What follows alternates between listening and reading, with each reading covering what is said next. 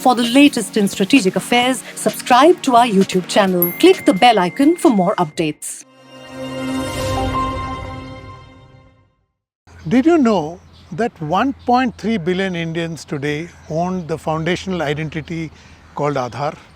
Did you know that in the last 9 years, using Aadhaar, India has banked a record 509 million people? This is more than the population of the United States. Did you know that India accounts for 50% of the global digital real-time payments?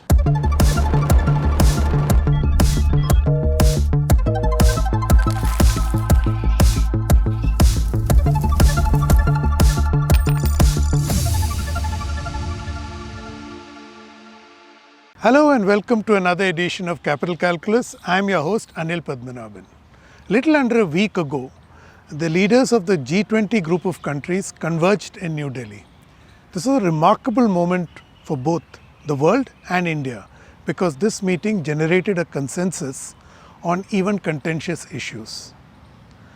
One point of unanimity in this meeting was the decision to adopt India's pioneering information technology network, which we know popularly as the India Stack, as the global standard.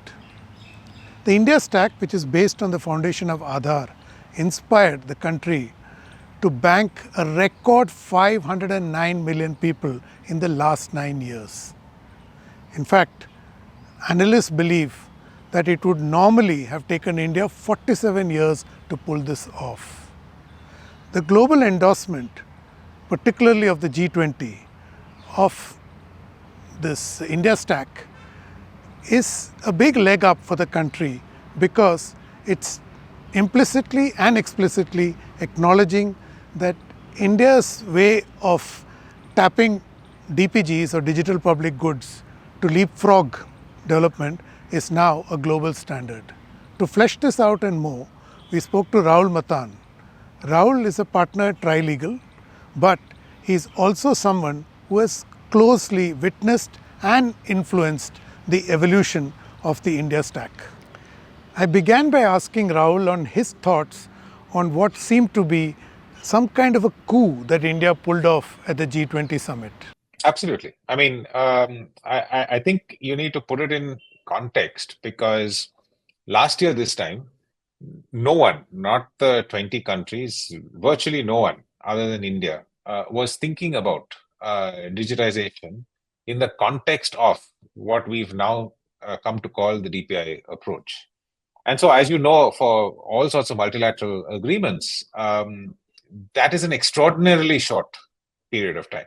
In order for these sorts of big things to get accepted on the global stage, you usually take years. So to see that India started less than a year ago and managed to bring the 20 most important countries and regions in the world to an agreement on this issue is nothing short of remarkable.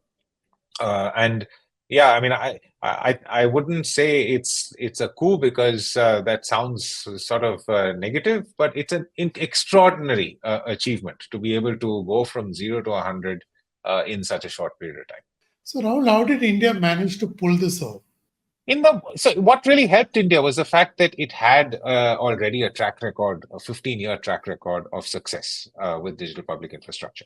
And so it was able to point to success in its own context. And so that's the basis. I think everyone was remarking that what India has achieved is truly remarkable. By that time, there were all sorts of reports from the World Bank and IMF over the course of the year as well. There were various documents that started coming out where a lot of this was recorded and documented. So this is not like just a theory. This is actually something that India has implemented over a long period of time and implemented successfully. So it was not possible for anyone to contest. The second set of constant contestations was, but this is possible in India. You have, over 1 billion people. So at that scale, you can do these sorts of things.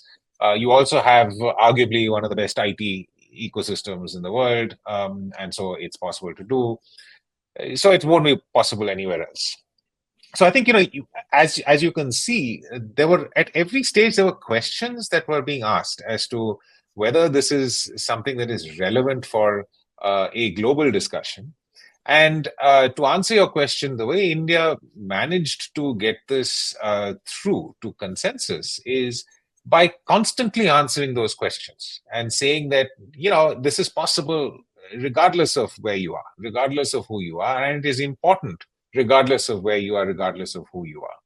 And I think it was that. So I tweeted last night that not enough credit has been given to India's G20 negotiators because of this extraordinary thing they pulled off. And I think if we are to point to one reason, one exogenous reason to all of this, it is the fact that our negotiators, very very quietly, diplomatically, but very firmly steered the conversations and the negotiations to this point.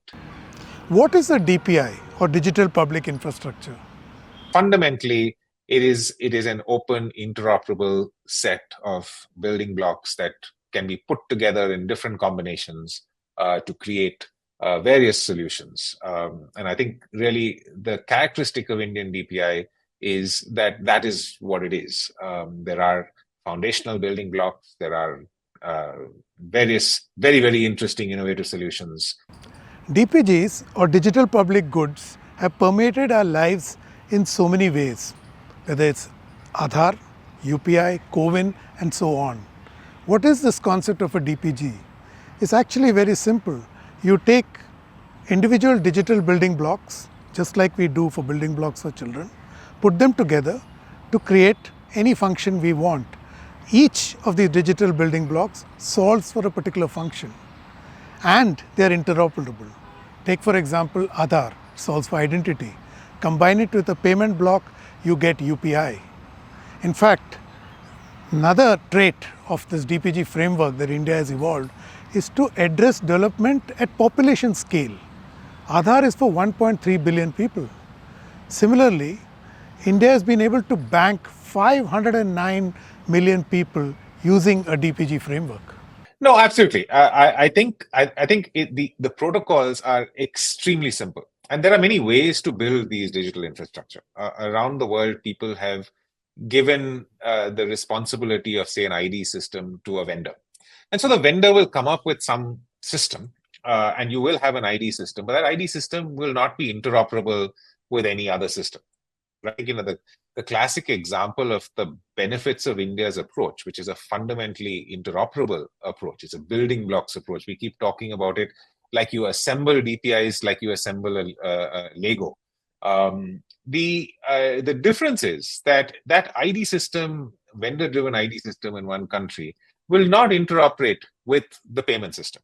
And in India, over COVID, we very quickly put together a direct benefit transfer system that leveraged identity, cross-linked the identity with our subsidies and benefits database, cross-linked that with our payment ecosystem, such that in a very, very short period of time, literally over a fortnight, a vast amount of money could be transferred to those that needed it the most. Now, this is only possible because the DPI approach requires that the various DPI be interoperable with each other, that they can't be silos, they can't be vendor captured, things like that. So I would say that it is this sort of design, this sort of thinking that has helped India overcome all of these various obstacles that you've spoken about. Keep it extremely simple, keep them highly interoperable, make sure that you don't aggregate data into one central place, but keep it at the edges where it is required and have it easily accessible using this digital public infrastructure. All of that has, in a sense, contributed to this success. So Rahul, can this model, which has now got the G20 stamp also, be adopted by other countries in different variations? Absolutely. And I would say most people think about this as something for developing countries, but the DPI approach is an approach that can be adopted by countries big and small.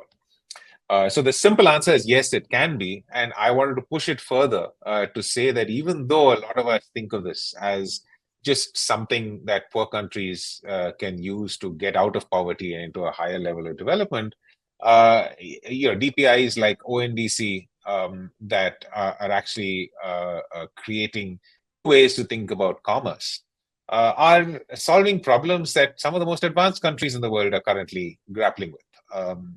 Even in the US and many of the European countries, there's a lot of interest in trying to use some of these, the models, the open protocols that ONDC and the Beacon Protocol provide in order to solve the sort of disaggregation problems that they are facing in their cities. So I would say that, look, it absolutely can be. And what's more, you don't have to reinvent the wheel because this is an extremely simple protocol. It's just a question of taking these ideas, taking this approach, and allowing your ecosystems to follow this approach. Not much disruption required either. So yes, I mean, I think the fact that it has now the G20 stamp of approval, hopefully, will get more countries interested in at least trying this out. And I sincerely hope that both the developed as well as the developing countries at least try out some of these DPIs. But Rahul, don't you fear a pushback, particularly in developed countries where already have a pretty advanced payment systems for good reason or bad reason? They already exist and they're very popular.